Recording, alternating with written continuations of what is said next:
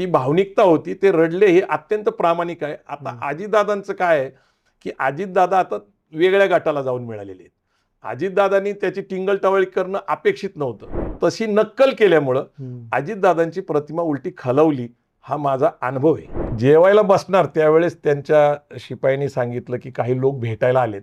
नगरवरनं आलेत, काही नाशिकवरनं आलेत. तर साहेबांनी जेवण थांबवलं. म्हणजे रोहित पवार यांच्या डोळ्यामध्ये अश्रू आले आणि त्याच्यावर अजित पवारांनी टीका केली की मला माहिती होतं असलं काहीतरी नाटकबाजी करणार म्हणून. तर ते खरंच नाटक होतं? नाही. रोहितदादा पवारांना मी कमीत कमी 15 वर्षापासून ओळखतो. ते भावनिक आहेत, ते आक्रमक आहेत आणि आक्रमक माणूस हा भावनिक सुद्धा असतो. हे कॉम्बिनेशन आहे रोहितदादांचं. मी ते भाषण त्यांचं ऐकत होतो. मी प्रेक्षकात बसलो होतो. मी कधी स्टेजवर बसत नाही शक्यतो आणि मी तिथं बसलो होतो. जो प्रसंग ते सांगत होते, पक्ष फुटला, घर फुटलं आणि या वयामध्ये पवार साहेबांच्या काय भावना आहेत हे ज्यावेळेस पवार साहेबांनी व्यक्त केलं, की आपल्याला लढायचंय आणि मी जिवंत असेपर्यंत, हा जो विषय आहे जिवंत असेपर्यंत, त्यावेळेस मात्र रोहितदादा इमोशनल झाले. रोहितदादाच काय, या महाराष्ट्रातला कुठलाही माणूस ज्यावेळेस पवार साहेब जीवन मारण्याचा प्रश्न उपस्थित करतील किंवा आपल्या जीविताबद्दल बोलतील त्यावेळेस निश्चित इमोशनल होतील. ती भावनिकता होती, ते रडले हे अत्यंत प्रामाणिक आहे. आता अजितदादांचं काय आहे, की अजितदादा आता वेगळ्या गटाला जाऊन मिळालेले आहेत. अजितदादांनी त्याची टिंगल-टवाळी करणं अपेक्षित नव्हतं, पण निश्चित मी तुम्हाला सांगतो तशी नक्कल केल्यामुळं अजितदादांची प्रतिमा उलटी खालावली, हा माझा अनुभव आहे. ओके. या सगळ्या पवारांच्या सगळ्या दौऱ्यामध्ये त्यांचं हेल्थ पण तितकीच महत्त्वाची आहे. तर कसं त्यांचं व्यवस्थापन असायचं, त्यांचं आरोग्याचं, तब्येतीचं, भाषणाचं? तर त्याबद्दल काही थोडं आम्हाला सांगा की. नाही, सकाळी अगदी 6:30ला पवार साहेब तयार होतात. 7:30 वाजेपर्यंत सगळे पेपर ते वाचतात, चाळतात, महत्वाच्या बातम्यांची नोंद घेतात आणि 7:30 नंतर जिथं आहे तिथं 7:30 वाजल्यापासून 9:30 वाजेपर्यंत ही दिनचर्या जी आहे त्यांची ही रोजचीच आहे. तुम्ही निवडणुका असू नसू तर 2 तास ते लोकांना भेटतात.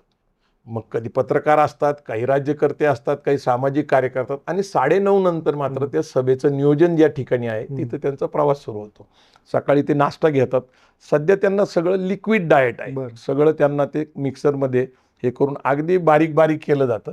सकाळी ते घेतात. सकाळी एक चहासारखा एक त्यांच्याकडं काढा आहे तो घेतात आणि नंतर त्यांचा प्रवास सुरू होतो. पहिली एक सभा होती.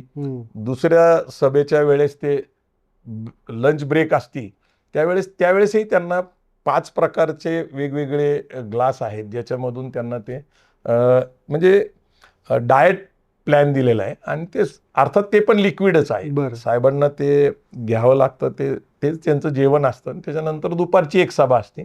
दुपारच्या सभेनंतर मग परत प्रवास करून तिसऱ्या सभेला पोहोचतात आणि संध्याकाळी उशिरा 10-11 नंतर परत तशाच प्रकारचं एक डाएट आहे.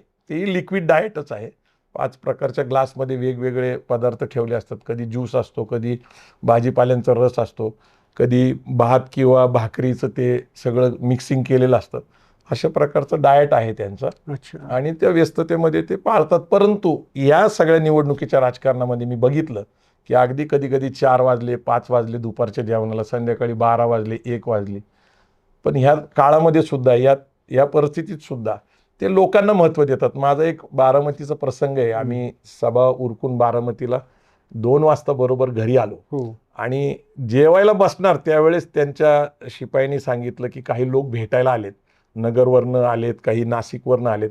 तर साहेबांनी जेवण थांबवलं, त्यांना भेटले, त्यांच्याशी व्यवस्थित चर्चा केली. साधारणपणे 2 वाजल्यापासून 4-4:30 वाजेपर्यंत चर्चा केली. त्यांच्या घरामध्ये आबा नावाचा माणूस आहे जो ते सगळं बघतो. तो मला सतत तक्रार करत होता की तुम्ही जावा, इंटरव्हेन करा. मी 2 वेळा केलं तर साहेबांना ते आवडलं नाही. मी इंटरव्हेन केलेलं की साहेब पहिलं जेवून घ्या. पहिलं लोकांना भेटायचं, लोकांचे प्रश्न समजून घ्यायचे. लोक लांबनं आलेले असतात, लोकांना परत जायचं असतं.